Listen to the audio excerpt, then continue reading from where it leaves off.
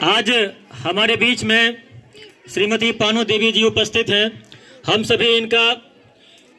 बिल्कुल हार्दिक अभिनंदन, सादर वंदन, चंदन अभिनंदन सब करते हैं। और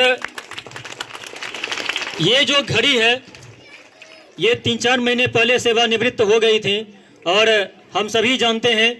कि सेवा में आने के बाद जब 60 वर्ष की आयु को हम प्राप्त कर लेते हैं तो उस दिन से अब सेवा में हम नहीं रह पाते हैं। तो बस वही है कि सेवा में जो भी लोग आते हैं, जो भी लोग नौकरी पेशा में जाते हैं, 60 वर्ष की आयु को प्राप्त करने के बाद सेवानिवृत्त हो जाते हैं।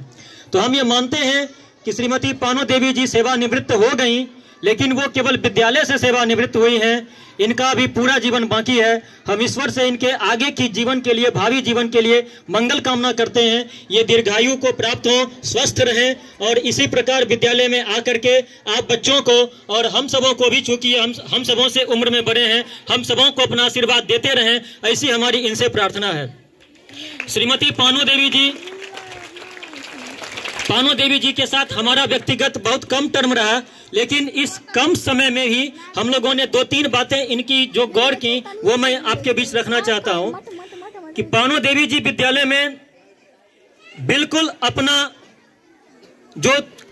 कर्म करती थी, कार्य करती थी, बिल्कुल ईमानदारी के साथ करती थी और ये सारी चीजों पर, अपने दायित्व पर, अपने कर्तव्यों पर, विद्यालय पर अपना अधिकार जताती थी। और यहाँ यदि कोई भी बच्चा अगर चापाकल खराब करे या फिर बर्तन इधर उधर फेंक दे या साफ सफाई में कोई समस्या है, कोई परेशानी है, बच्चा गंदा कर रहा है, तो जिस प्रकार लोग अपने घर को साफ सफाई करके रखते हैं,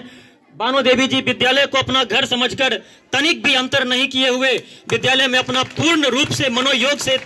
काम का निर्वहन करती थी। पानो देवी जी को मैंने ये बोलते हुए भी सुना था,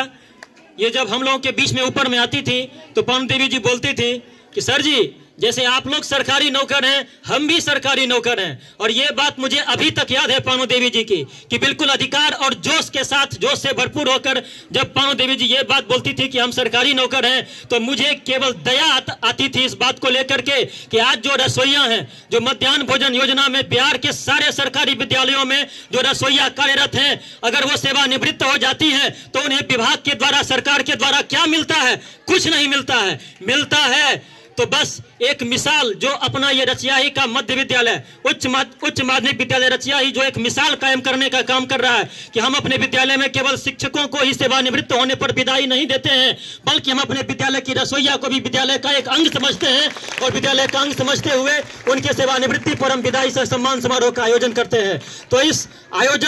इस कार्यक्रम को करने के लिए जो भी लोग इस आयोजन समिति में हैं, हम उनको तहे दिल से धन्यवाद देना चाहते हैं कि यह कार्यक्रम मीडिया में भी जाए, समाचार पत्रों में भी जाए, ताकि यह पूरे बिहार के रसोइया के लिए और पूरे विद्यालयों के लिए एक मिसाल बने। इन्हीं शब्दों के साथ धन्यवाद सर।